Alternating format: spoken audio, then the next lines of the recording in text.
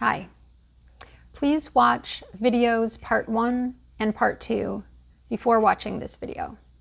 This video will cover US support for Israel. Israel is the largest cumulative recipient of US aid going back to 1946. The United States, under President Obama, made giving aid to Israel more consistent and streamlined by agreeing via a memorandum of understanding to provide Israel with $3.8 billion per year through 2028, starting in 2019. It was at the time the biggest commitment the U.S. has ever made towards Israel's security. Besides that commitment, our president can sell foreign powers additional major weapon systems or services valued below a certain dollar threshold with no congressional review. For transactions with Israel and other close U.S. allies, the threshold that would trigger a congressional review ranges from $25 to $300 million.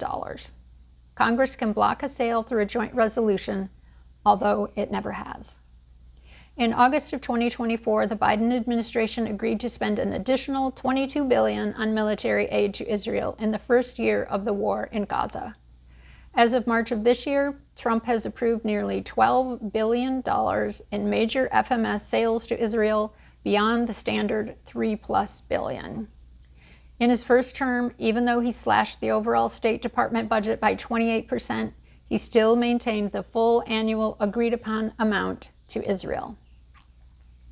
According to a report by Brown University's Watson Institute, from Iron Dome to F-15s, the U.S. currently provides 70% of Israel's war costs on direct military aid and on U.S. military operations in the war zone, including actions against Houthi forces in Yemen. By November of 2024, Israel had received about $310 billion, adjusted for inflation, in total economic and military assistance from the United States. Another unique feature differentiating U.S. military aid to Israel from other countries is the allowance to spend up to 25% of the aid on Israeli-produced goods, a privilege the U.S. has granted to no other ally. I'll now speak briefly about the human rights aspect. The Leahy Laws or Leahy Agreements are U.S. human rights laws that prohibit the U.S. Department of State and Department of Defense from providing military assistance to foreign security force units that violate human rights with impunity. Despite the International Criminal Court calling for Israel's leaders' arrest for war crimes, the United States has never applied the Leahy Law with regard to Israel and has never denied Israel assistance as it has with other Middle Eastern countries. In February of this year, President Trump withdrew the U.S. from the UN Human Rights Council and halted any future funding for UNRWA, which provides assistance to Palestine. President Biden had paused the UNRWA funding as well. About 5 months ago, the Security Council of the United Nations put forward a draft resolution for a ceasefire that failed to pass owing to the only negative vote by a permanent member, the United States. In January, Trump secured a fragile ceasefire in the Gaza Strip, but the Israeli military and Jewish settlers immediately launched a major military operation in the occupied West Bank. Israel is as aggressive now as any time in the war. Meanwhile, Trump has rescinded the Biden administration's sanctions against Israelis accused of violence in the territory. The United States has always been unwavering in its support for Israel. I don't pretend to know all the reasons the United States favors Israel so much, but I do know that Israel has been lobbying the U.S. government hard for support for years. This past November, around 65% of the AIPAC-backed politicians won their seats in U.S. elections. AIPAC is a pro-Israel lobbying group that vowed to spend over $100 million in the 2024 U.S. elections. AIPAC also targeted 2 Democratic members of the House each among the first in Congress to call for a ceasefire in Gaza.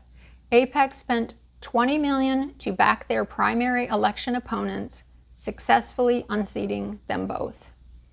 Analysis uncovered that more than $230 million in spending by pro-Israel interest groups has benefited President Trump since 2020.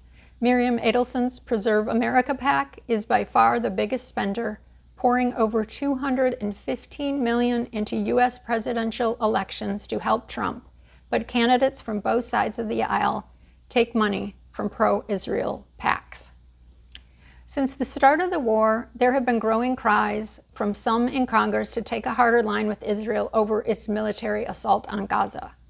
It seems also that more Americans are beginning to question the alliance in general and protest the genocide specifically. But the U.S. government seems intent on allowing this massacre and displacement to continue.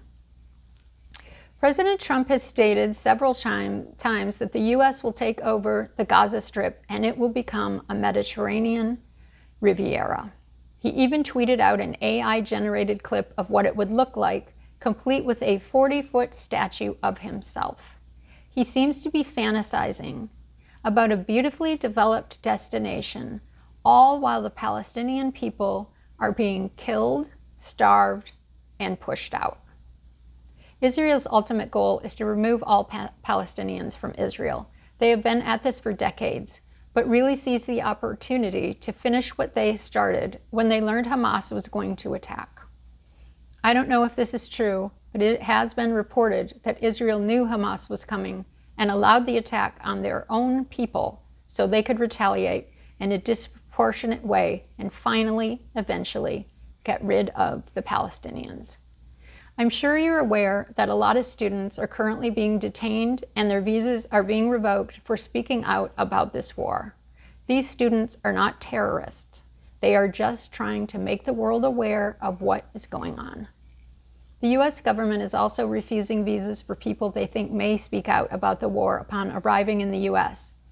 Our government is saying that anyone that speaks out about the war is an anti-Semite, a Jew hater.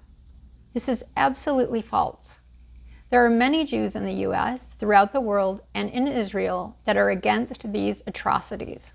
People are speaking out against Israel's actions, not against the Jewish people in general. The U.S. government is also threatening to withhold research funds from the universities that won't crack down on what they're calling anti-Semitism on campus. Thankfully, these universities are beginning to refuse to be controlled.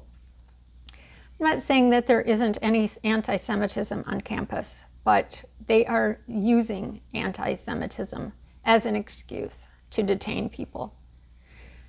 I am sickened that the U.S. has supported Israel over decades in the occupation, genocide, and displacement of the Palestinian people from their homeland. It is also extremely disturbing that the United Nations would ignore Amnesty International's warning on February of 2022 and do so little to help the Palestinian people. Blood is on our hands. I hope everyone is as disgusted as I am. The genocide is happening now. The displacement is happening now, while our president dreams of a beautiful development zone that will include a nice new Trump Tower.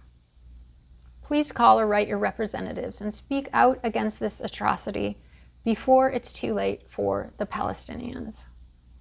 Thank you for watching.